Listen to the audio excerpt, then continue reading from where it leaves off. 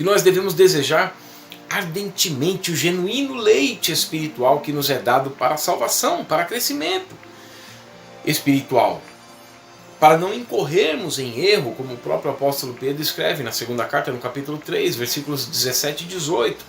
Por isso que ele diz: antes devemos crescer na graça e no conhecimento de nosso Senhor e Salvador Jesus Cristo. No capítulo 2, versículos 1 a 3, ele mostra como seria a artimanha dos falsos mestres nos últimos dias. E o próprio Senhor disse, lá em Mateus capítulo 24, versículos 4, 5, 11 e 24, que viriam esses falsos profetas e enganariam a muitos. Mas isso porque as pessoas não atentam para a lei perfeita, a lei da liberdade.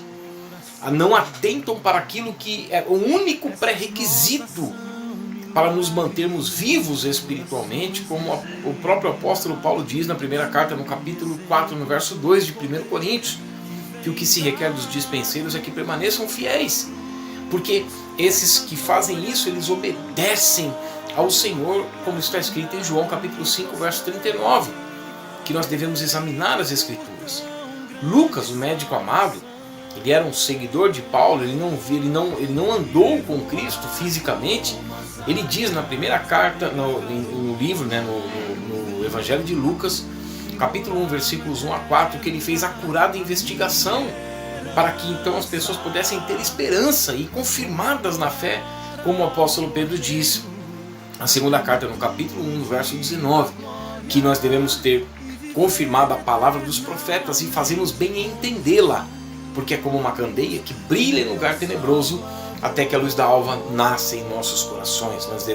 Nós fazemos bem quando nós entendemos e buscamos entender a palavra de Deus. Nós somos nobres para Deus e pessoas que valorizam então as sagradas letras, como o apóstolo Paulo, como está o relato lá em Atos capítulo 17, no verso 11, que os de Bereia eram mais nobres do que os de Tessalônica, porque de bom grado, com alegria, receberam a palavra de Deus. E como nós sabemos quando uma pessoa recebe a palavra de Deus com alegria? Ela examina todos os dias para ver se as coisas realmente eram dessa forma. Isso é o que o Senhor diz e trata então o coração humano como 4 tipos de solo: à beira do caminho, entre espinhos, rochoso e em boa terra. À beira do caminho recebe com alegria, mas logo as aves do céu vêm e pegam porque está à beira do caminho. Fazendo uma analogia, são pessoas que tratam a palavra de Deus como qualquer coisa, deixam à beira do caminho. Então Satanás sabe disso e vem, então rouba o que poderia dar fruto, mas não dá fruto, como aquela que está em solo rochoso, um coração duro, um coração que não deixa penetrar e germinar então a palavra de Deus, porque lá em Lucas, Tiago escreve isso no capítulo 1, no verso 21, que nós devemos acolher com mansidão a palavra que em nós foi implantada. E nós devemos nos despojar de toda maldade. Ou seja, não se põe remendo novo em pano velho, e não se põe vinho novo em odre velho. Então por isso que é um coração duro, porque essas pessoas não querem se converter. O próprio Senhor diz isso. Deus não predestinou pessoas para o inferno e pessoas para o céu, porque o próprio Senhor diz isso no texto de Mateus capítulo 13, versos 13 a 15. O coração deste povo está endurecido, porque de mau grado, de má vontade receberam a palavra e não a deixam germinar, não morrem para o mundo, não morrem para si mesmos, não morrem, como o apóstolo João escreve na primeira carta, no capítulo 2, no verso 15, não ameis o mundo, não comece a colher com alegria as coisas que há no mundo, porque tudo que há no mundo, a concupiscência da carne, a concupiscência dos olhos e a soberba da vida é contra Deus. A amizade do mundo é inimizade contra Deus, como o próprio Tiago escreve no capítulo 4, no verso 4. Então, essas pessoas não deixam o coração duro, o coração rochoso, e aí tem um coração entre espinhos, que a própria Bíblia diz claramente que é a fascinação, os cuidados do mundo e a fascinação das riquezas. O problema hoje em dia, de grande parte da igreja evangélica, das pessoas que compõem as inúmeras denominações, é a teologia da prosperidade. As pessoas estão voltadas para votos, onde a Bíblia no Novo Testamento 4 vezes é mencionado sobre voto, e nenhum tem a conotação do que se dá hoje nas igrejas. E 318 vezes é mencionado o retorno de Cristo. E o que é mais mencionado são votos financeiros. onde a Bíblia diz clara. Engraçado que a mensagem cristã é o oposto disso. A mensagem cristã é para que haja um esvaziamento, principalmente das questões materiais. Isso nós vemos, por exemplo, a igreja do Novo Testamento, Atos capítulo 2, versículos 42 a 47, a igreja ela se despia, ela se despojava, porque ela tinha o mesmo sentimento de Cristo, que houve em Cristo, do capítulo 2, no versículo 5 de Filipenses. Tende em vós o mesmo sentimento que houve também em Cristo Jesus, o qual não julgou por usurpação ser igual a Deus, antes, olha, a humildade precede a honra, mas o orgulho precede a queda. Então antes a si mesmo se esvaziou, assumindo a forma de servo. Foi para isso que a igreja foi chamada. Lá em 1 Pedro capítulo 2, versos 5 e 9, para servir como uma nação sacerdotal.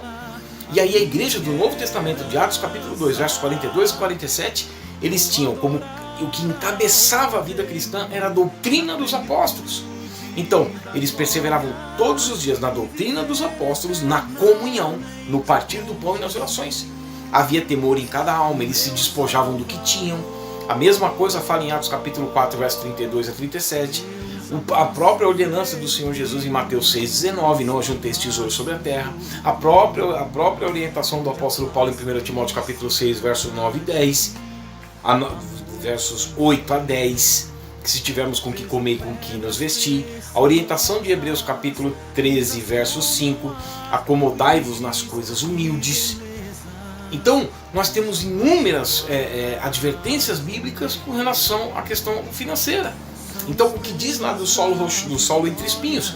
Os cuidados do mundo, que era o que Marta tinha.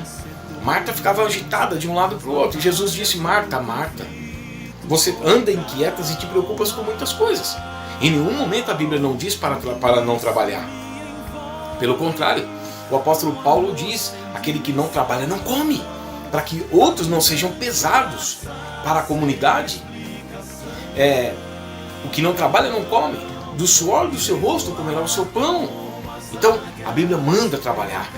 Agora, quando há um enfoque nisso, e principalmente quando mudam os textos bíblicos para isso, é o que a palavra diz, que a palavra ela cai no coração entre espinhos, num terreno entre espinhos.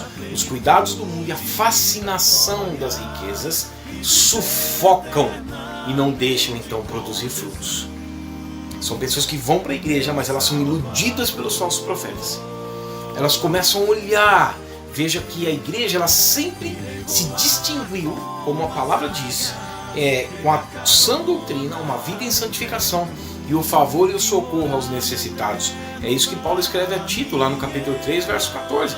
Que os nossos aprendam a se distinguir. Hoje nós ouvimos nas igrejas evangélicas, na grande parte das igrejas evangélicas no Brasil, você tem que se distinguir porque você tem que ser o cabeça, você tem que ser o maior. O apóstolo Paulo diz assim, e que os nossos aprendam por que aprendam? Porque a palavra diz lá em Tito, capítulo 2, verso 11 a 14. A graça se manifesta salvadora a todos os homens, educando-nos. Então, aprendam, segundo as Escrituras, na doutrina, educando-nos para que, renegadas as paixões mundanas, vivamos no presente século justa, sensata e piedosamente, aguardando a bendita esperança, com um foco no arrebatamento. Parou-se de pregar arrebatamento nas igrejas. Parou-se porque, novamente, o que eu mencionei, 4 vezes no Novo Testamento é mencionado sobre voto, e nenhum tem a conotação do que tem hoje. Os votos aqui eram que eles se desprendiam de tudo para que houvesse igualdade na comunidade. Nós vemos isso lá em 2 Coríntios capítulo 8, verso 1 a 15. Nós vemos isso lá em 1 Coríntios capítulo 16, verso 2. Nós vemos isso em Atos capítulo 20, verso 35, melhor coisa é dar do que receber. Paulo cumpre até a lei também na questão do voto, mas em nenhum momento fala-se do que é feito hoje nas igrejas evangélicas. E 318 vezes é mencionada sobre o retorno de Cristo. Não se fala mais, não se prega contra o pecado, porque se pregar contra o pecado vai parar de recolher dízimos e ofertas. Dízimos e ofertas estas totalmente fora do seu contexto bíblico, porque o dízimo não é para a igreja. Eu prego sobre isso há mais de 10 anos. O dízimo não é para a igreja. O dízimo, ele é uma questão do Antigo Testamento. 4 vezes é mencionado o dízimo no Novo Testamento também. Mateus capítulo 23, Lucas capítulo 11, Lucas capítulo 18 e Hebreus capítulo 7. Em nenhum momento mostra que é uma prática para a igreja.